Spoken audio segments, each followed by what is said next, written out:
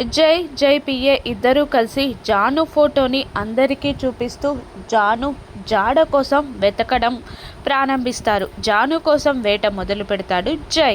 ఒక చోట కారాపి ఒక వ్యక్తికి జాను ఫోటో చూపించి, ఈ అమ్మాయిని మీరు ఎక్కడైనా చూసారా అని జై పిఏ అడుగుతూ ఉండగా, చూశాను సార్ అని అతను చెప్పడంతో జై ఉలిక్కి పడతాడు. ఎక్కడా అని జై పిఏ కూడా కంగారుగా అడుగుతుండగా, హాస్పిటల్లో చూశాను సార్ అని చెప్తూ ఉంటాడు అతను. దాంతో జై కంగారుగా అతన్ని ఆ కారులోనే ఎక్కించుకొని హాస్పిటల్కి బయలుదేరుతారు. మరోవైపు జాను కూడా ఆలోచిస్తూ ఉంటుంది.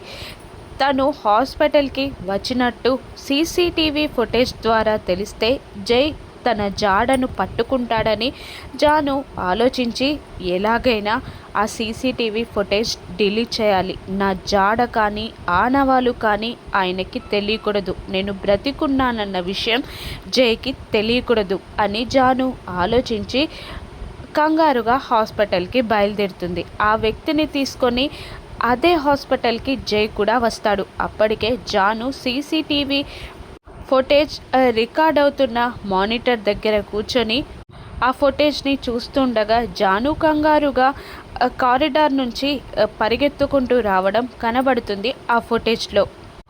హాస్పిటల్ ముందు కారు దిగిన జై పిఏ ఆ వ్యక్తి ముగ్గురు హాస్పిటల్లోకి పరిగెత్తుకుంటూ లోపలికి వస్తూ ఉంటారు. ఇక సిస్టమ్ ఆపరేటింగ్ ముందు కూర్చున్న జాను ఆ ఫుటేజ్ని డిలీట్ చేస్తూ ఉంటుంది. అదే టైంలో ఆ రూమ్ ముందుకి వచ్చి నిలబడ్డ జై అక్కడ జానుని చూసి షాక్ అవుతాడు. ల్యాప్టాప్ ముందు కూర్చొని ఫుటేజ్ డిలీట్ చేస్తున్న జానుని చూసిన జై షాక్ అవుతాడు.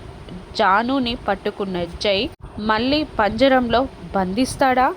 జాను జైతో వెళ్తుందా? ఇప్పుడు జాను నీ జై వదిలిపెడతాడా, తీసుకెళ్తాడా? ఏం జరుగుతుందో రాను ఎపిసోడ్స్లో చూద్దాం. Thank you for watching.